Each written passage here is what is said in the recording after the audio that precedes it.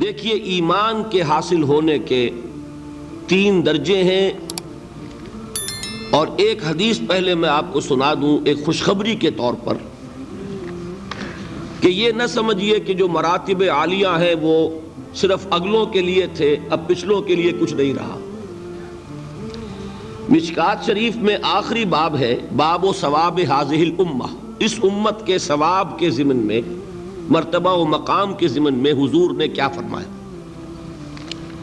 اس میں ایک بڑی عجیب حدیث ہے، میں نے جب پہلی مرتبہ پڑھی تھی تو انتہائی مجھے خوشی ہوئی، مسرت ہوئی، انبساط حاصل ہوا۔ نبی اکرم صلی اللہ علیہ وسلم نے ایک مرتبہ صحابہ سے سوال کیا، ای الخلق اعجب الیکم ایمانا، ذرا یہ بتاؤ کہ تمام مخلوقات میں سب سے زیادہ حسین، دل فریب ایمان کس کا ہے؟ اس کو نوٹ کیجئے گا، اعجب عجیب سے جو بنا ہے، عجیب عربی زبان میں کہتے ہیں ایک ایسی چیز جو بہت ہی دل کو لبھانے والی ہو۔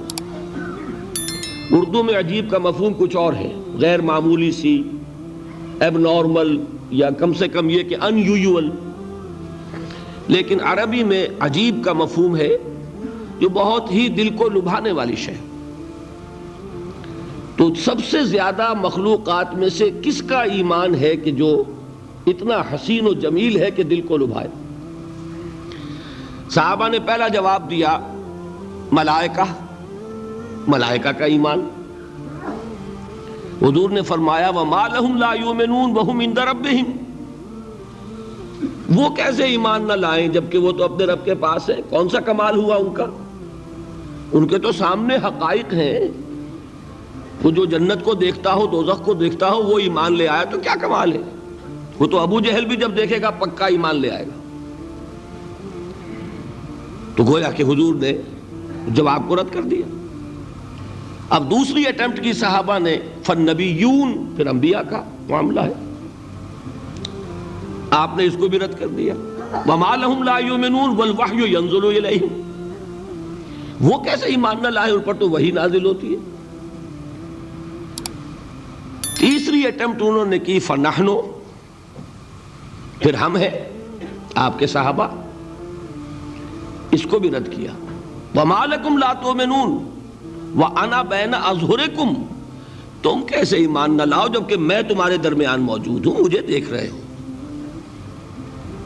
اس کے بعد اب آپ نے خود فرمایا ان اعجب الخلق الی ایمانا، میرے نزدیک تو حسین ترین، دل کو لبھانے والا ایمان لإخواننا، ہمارے ان بھائیوں کا ہوگا، یاتون من بعدی، جو میرے بعد آئیں گے،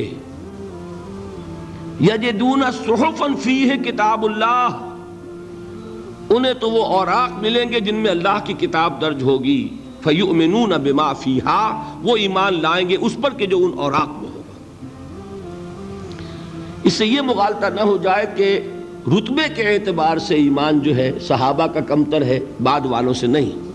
ایک ہے کسی چیز کی بلندی، عظمت، ایک ہے کسی چیز کا حسن، اس کی دل فریبی۔ تو یہاں در حقیقت عظمت کا معاملہ نہیں ہے، دل فریبی کا معاملہ ہے۔ تو حضور نے اپنی امت کے ان لوگوں کے لیے کتنی بڑی بشارت عطا فرمائی جو بعد میں آنے والے ہیں، جنہوں نے حضور کو نہیں دیکھا، جنہیں قرآن ملا ہے، اور اس قرآن کے ذریعے سے انہوں نے ایمان حاصل کیا۔ اللہ تعالیٰ مجھے اور آپ کو ان میں سے بنا دے اور ان میں شامل کر دے۔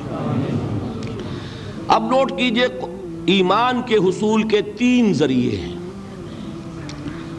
اور یہ ذہن میں رکھیے گا کہ یہ در حقیقت مختلف طبائع کا معاملہ ہوتا ہے۔ میں عرض کر چکا ہوں نا، کچھ انٹلیکچوئلز ہوتے ہیں، کچھ عوام ہوتے ہیں، کچھ لوگ ہوتے ہیں بڑے ٹھنڈے مزاج کے، غور و فکر کرنے والے، کول مائنڈڈ، کچھ ہوتے ہیں جذباتی، ایموشنل، کچھ لوگ وہ ہوتے ہیں کہ جنہیں ایکٹیویٹی سے زیادہ دلچسپی ہے، عمل، کچھ لوگ وہ ہیں جنہیں غور و فکر سے زیادہ دلچسپی ہے۔ اب یہ ڈیفرنٹ ٹیمپرامنٹس ہیں، ڈیفرنٹ مزاج ہیں، اور ان کے اعتبار ہی سے مختلف ذرائع ہوتے ہیں جن سے کہ ان کو ایمان حاصل ہوگا. جو سب سے اوپر ہے، ٹاپ پر انٹلیکچوئلز، ان کے ایمان کا ذریعہ ہے آیات الہی میں غور و فکر، تدبر. لیکن آیات الہی ذہن میں رکھیے تین ہیں.